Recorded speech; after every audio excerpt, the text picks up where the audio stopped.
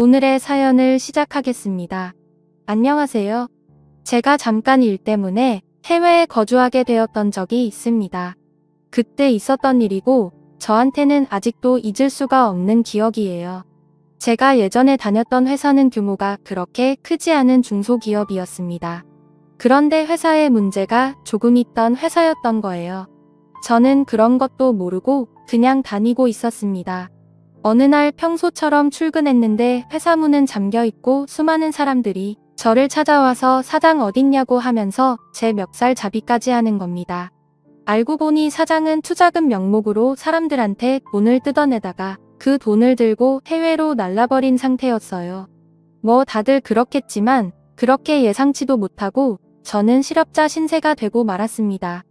회사가 월급도 많은 편이 아니었는데 심지어 투자자들이 투자금 뺏긴 것 마냥 저도 제 월급이 몇 달치가 밀려 있었거든요. 실업자가 된 것도 서러운데 돈까지 떼이고 이 얼굴 한번 본 적도 없는 투자자라는 사람들한테는 멱살 잡히고 욕까지 먹으니 정말 그 서러움이 어디 비할 곳이 없었어요. 제가 다녔던 회사가 이력서에 엄청난 경력이 되는 것도 아니고 그렇다고 제 스펙이 제가 원할 때 아무 때나 취업을 할 수 있고 회사를 골라서 들어갈 정도로 좋았던 게 아니었기 때문에 다시 취직을 하려 해도 참 난감하더군요. 평소처럼 구인 광고 사이트를 돌아다니면서 이 회사 저 회사 둘러보고 있었는데 미국에 있는 한 회사에서 올려놓은 구인 광고를 보게 되었습니다. 영어를 할 줄 모르니 여태 해외에 있는 회사는 관심도 가져본 적 없는데 그날따라 호기심 때문에 눌러보게 되었어요. 그런데 입사하면 초봉이 3천만 원 후반 되더군요. 눈이 돌아가는 X였습니다. 그때는 뭐 아무것도 모르니 비교할 수 있던 건 제가 먼저 다니던 회사밖에 없었어요. 둘 다 경력 없이 들어가는 회사인데 제가 다닌 회사가 주는 월급의 2배 정도를 주는 거였어요. 당연히 관심이 생기더라고요. 취업 조건의 영주권은 경우에 따라 도와줄 수 있고 독신자를 위한 전용 숙소도 마련이 되어 있다고 합니다. 결혼한 사람이라면 숙소는 마련해주지 못하지만 집세를 얼마 도와준다는 말도 적혀 있었어요. 이보다 더 좋은 조건이 어디 있겠나 싶었습니다. 그땐 진짜 아무것도 몰랐거든요. 그게 절대 좋은 조건이 아니라는 거요. 영주권은 과정에 필요한 모든 비용을 제가 내야 돼서 배보다 배꼽이 더 컸고 그 당시 한국 연봉에 비해 2배나 되는 금액이었지만 사실 미국에서는 최저시급이나 마찬가지였어요. 돈을 모을 수는 있었지만 정말 아끼고 또 아껴야만 했습니다. 아무튼 미국 가는데 준비했던 과정이나 이런 이야기들은 중요한 게 아니니 생략하겠습니다. 결국 제 스스로 미국에 갔다는 사실이 중요한 거죠.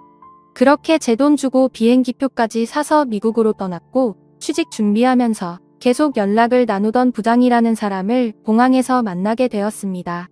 차 안에서 이런저런 이야기를 하는데 제일 궁금했던 게 저는 영어를 한마디도 못하는데 미국에 취업을 할 수가 있느냐 물었고 그 부장이라는 사람은 같은 나라 사람끼리 좋은 게 좋은 거 아니겠냐고 하면서 이 직장이 평생 직장을 해도 될 정도로 좋은 곳이라고 하면서 저에게 잘 왔다고 하더라고요. 사장님도 한국 분이시고 한국인들이 운영하는 회사니 어려울 거 없을 거라고 하면서요. 지금 생각해보면 다 한통속이라서 치가 떨리긴 하지만 결과적으로는 미국에서 그 여자를 만나게 되었으니 좋은 점도 안 좋은 점도 둘 다 있었던 것 같습니다. 저렇게 사람 좋은 척하는 건 대표가 조만간 전에 다니던 회사에서도 비슷하게 들었던 말이기 때문에 하나도 믿지도 않았어요.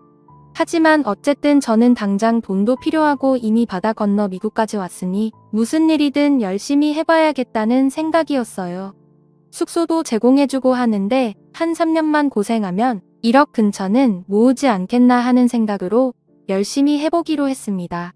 물론 당했던 게 있어서 그 말을 100% 믿고 있던 건 아니지만 저금이 어느 정도 있으면 좋겠다라는 생각을 한 적이 있었어요. 그래서 그런지 숙소까지 제공해주겠다. 정말 식비 제외하고는 따로 돈 드릴 일도 없을 것 같은데 23년만 놔주거 수하고 거기서 돈이나 열심히 모아오면 1억 정도는 모아오겠지 라는 생각에 열심히 해보기로 했습니다. 첫날 출근을 했는데 뭐 그래도 나름 사무실도 갖춰놓고 제대로 된 회사인 것 같더라고요. 직원들 전부가 다 미국에 거주하는 교민들처럼 보였고 부장이라는 사람이 말한 대로 저 말고도 다른 몇몇은 영어를 전혀 할 줄 모르는 사람들이 있었습니다. 그런데 그중 한 명이 격리 일을 하고 있는 여자였어요. 저보다 살짝 나이가 많아 보이긴 했는데 그렇다고 엄청 많은 게 아니고 제 또래 정도 돼 보였습니다. 그런데 또 우스운 것이 그 작은 집단에서도 편가르기를 하겠다고 그 회사 안에서도 영어를 할 줄 아는 사람들과 못하는 사람들끼리 파벌이 나누어진 상태더라고요. 영어를 배워야겠다는 열망도 그다지 없던 편이라서 저는 자연스럽게 영어를 못하는 사람들 그룹과 어울리기 시작했고 그 격리 일을 하고 있다던 여자와도 자연스럽게 친해지게 되었습니다. 그때 대화를 주고받으며 그녀가 저보다 4살이 많은 36살 여자라는 걸 알게 되었습니다. 아이 2명을 키우고 있는 애엄마였고 남편은 한국에서 일하면서 돈을 보내주고 있다네요. 자식 교육 때문에 왔다고 들었는데 그 당시에 환율이 한번 엄청 올랐던 적이 있어요. 그때 남편이 송금하기 힘들다고 하여 하는 수 없이 그녀가 취직을 하게 되었는데 그때 취직을 한 이후로 일도 손에 맞는 것 같아서 계속 하고 있다는 말을 들었습니다. 혼자 애 키우느라 고생이 많은지 매일 화장기도 하나도 없이 출근을 하고 옷은 세탁기를 돌려놓고 대충 개어놓은 건지 구김이 심했습니다. 그래도 그런 지쳐 보이는 모양새에도 그녀의 얼굴은 봐줄 만한 편이었고 애엄마라고 하기에는 군살도 하나도 없고 딱 보기 좋은 모습을 하고 있었어요. 정말 하나도 꾸미지 않고 있는데도 자연스럽게 예쁘다는 느낌을 받았습니다. 그래도 이 아줌마는 저랑은 다르게 퇴근 후에는 저녁 시간을 활용해 어학당 같은 곳을 다니면서 영어를 배우려고 했다는 겁니다. 애들 교육도 있고 하다 보니 영어가 필요한 순간이 온 것 같다는데 시간이 부족해서 그런지 영어가 많이 늘지는 않았다고 했어요. 그래도 짬이 있다고 생활에 필요한 영어 정도는 할 줄 아는 것 같았습니다. 아예 남 놓고 ABCD도 몰랐던 저보다 훨씬 잘했기 때문에 그녀가 저를 많이 도와주고는 했습니다. 아무튼 저는 일을 시작한 첫 달 동안 독신사 숙소에 같이 사는 직원과도 많이 친해져서 여기저기 놀러 다녔습니다. 그런데 놀라운 건 미국의 기러기 생활하는 아줌마들이 생각보다 엄청 많았다는 거고 그 기러기 생활하는 아줌마들이 엄청나게 쉬었다는 거예요. 그 시간에 회사 나와서 일을 하고 있는 그녀가 특이한 케이스이고 보통은 남편이 벌어다주는 돈으로 아침에 애들 학교 보내놓고 그때까지 할 게 없어서 일상이 따분해하면 안 될 짓들을 하는 사람들이 대다수였지요. 그러다 보니 솔직히 기러기 엄마들 상대하는 게 엄청 쉬웠습니다. 애 엄마들이라고 해서 다들 아줌마들이 아니고 저보다 어린 여자들도 많이 있었어요. 남편이 한국에서 벌어다주는 돈으로 저 같은 놈들한테 쓰고 있다는 게 참 애석했고 지금 생각해보면 제가 정말 남의 가정에다가 몹쓸 짓을 했다는 걸 인정하지만 그때는 남의 집 사정까지 봐줄 제가 아니었습니다. 정말 손가락으로 셀 수도 없을 만큼 많은 사람을 만났어요. 아무튼 기러기 엄마라고 다 그런 사람들만 보다가 그녀를 보니 참 그녀가 깨어있는 사람처럼 보였습니다. 한국에서도 원래 비슷한 일을 했어서 어려울 게 없다면서 낮에는 일하고 밤에는 공부하고 참 멋진 사람이었지요. 덜 꾸며서 그렇지 제가 만나던 다른 기러기 아줌마들보다 내면도 외면도 훨씬 아름다운 사람이었습니다. 그래서 언젠가부터 저도 모르게 그녀에게 호감을 갖기 시작했습니다. 그러던 어느 날이었습니다. 그녀가 저에게 혹시 손재주가 좋으냐고 물어보더라고요. 무슨 일인가 물어보니 집에 싱크대가 막혔는데 혹시 손재주가 좋으면 부탁 좀 하고 싶다고 하더라고요. 업체를 부르면 되지 않냐고 했더니 미국은 또 그런 업체의 사람을 부르는 게 엄청 비싸다고 하네요. 그래서 부담스럽다고 알아보니까 할 줄 아는 사람들은 사람을 안 부르고 한다던데 해서 혹시 제가 할 줄 아는지 물어본 거라네요. 저도 나름 오랜 자취 경력이 있는 데다가 군대 있을 때 작업이라면 1순위로 호출될 정도로 손재주가 좋았기 때문에 알겠다고 하고 퇴근하고 그녀와 함께 그녀의 집으로 향했습니다. 처음에는 정말 100원까지 건드려야 하나 싶어서 그냥 뚫어뻥 가지고 어떻게 해보려고 쑤셔봤는데 하수구 물이 막힌 배수관을 타고 역류를 해버렸어요. 시꺼먼 물이 마구 치솟아 올라오는데 그 비릿하고 썩은 욕한내가 아직도 잊혀지지가 않네요. 아래를 열어서 보니 파이프가 분리하기 쉽게 되어 있어서 파이프를 떼서 막힌 안쪽을 뚫으니 생각보다 쉽게 끝나버렸어요. 튀김을 하고 기름을 그냥 배수구에 부어버린 게 문제가 된 것 같더라고요. 그래도 일이 쉽게 해결돼서 다행이었습니다. 아무튼 작업을 하다가 더러운 물이 몸에 튀고 했기 때문에 그대로 집에 돌아가기는 조금 그렇더라고요. 그래서 그녀한테 미안하지만 씻고 갈 수 있겠냐고 물어봤습니다. 그녀도 당연히 그렇게 하라면서 흔쾌히 허락을 해줬고요. 저녁을 준비해 줄 테니 아예 식사까지 하고 가라고 저를 배려해 주더라고요. 샤워를 하고 있는데 문득 애들이 같이 있기는 하지만 남편 없이 여자 혼자 지내는 집에서 씻고 있다는 생각을 하니까 기분이 조금 묘해졌습니다. 여태껏 동네에 있는 다른 기러기 엄마들을 상대할 때랑은 전혀 다른 기분이었어요. 다른 기러기 엄마들을 만날 때는 서로가 같은 목적을 가지고 만난 것인데 이 여자는 다른 이유 때문에 저를 집에 불렀던 거잖아요. 저도 그때쯤 그냥 하루만 만나는 짧은 인연이 필요한 게 아니라 정신적으로 공감대를 공유하는 그런 연애에 목이 마르던 시기였거든요. 연애한 지도 오래되기도 했었고 말이죠. 애초에 그녀에게 호감도 가지고 있었고 저도 에라 모르겠다 하는 심정으로 한번 그녀에게 작업을 걸어보기로 했습니다. 그래서 일부러 씻으면서 티셔츠를 비누로 같이 세탁을 해버렸어요. 음식물이 묻어서 그랬다고 대충 둘러대면 되었으니까요. 제가 다른 건 몰라도 팔뚝 하나만큼은 자신이 있어서 그걸 보여줘 보려는 생각이었습니다. 다른 건 몰라도 일단 기러기 아줌마들의 특징이 남편과 떨어져 지내면서 많이 외로움을 타는 습성을 알고 있기 때문이었지요.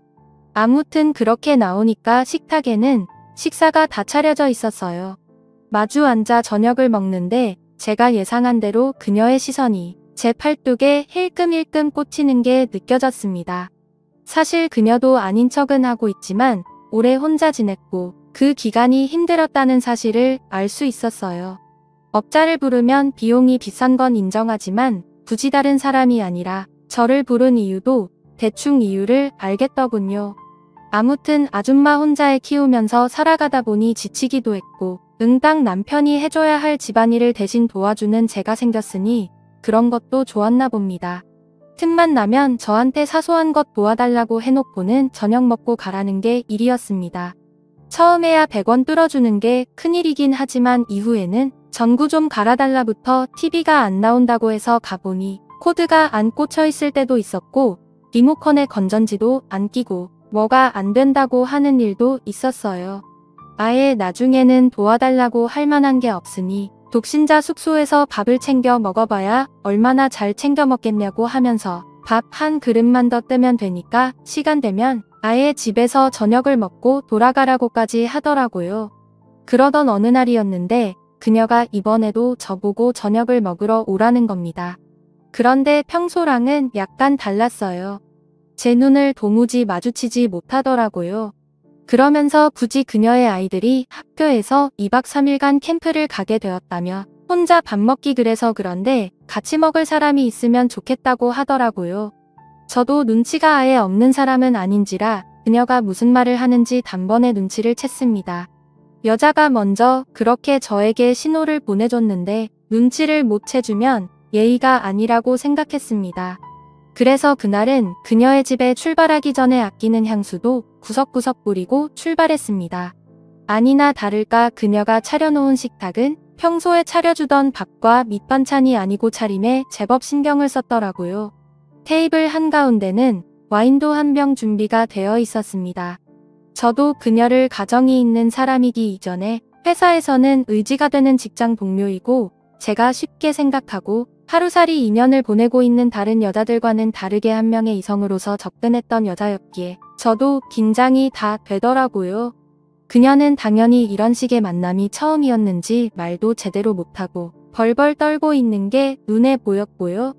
술이 한두 잔 들어가면 분위기가 타오를 줄 알았는데 그게 아니었네요.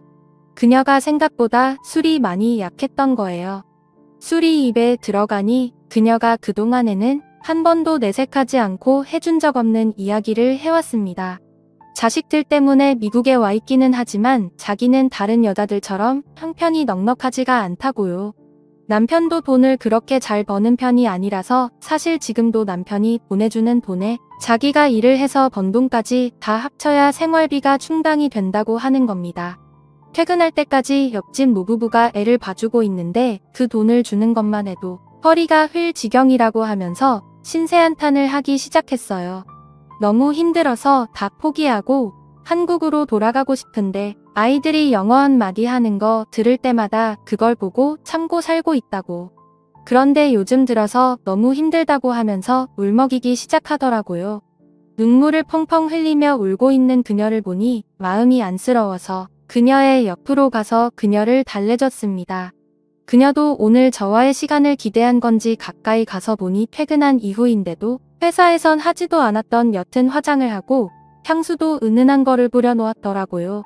그렇게 저희는 사랑을 확인하게 되었고 그날을 전후로 해서 우리 둘의 사이는 급속도로 가까워지게 되었습니다. 그녀도 저를 더 위치하게 되었고 얼마 안 있어서 저는 독신자 숙소를 나와서 그녀의 집에서 함께 지내게 되었습니다.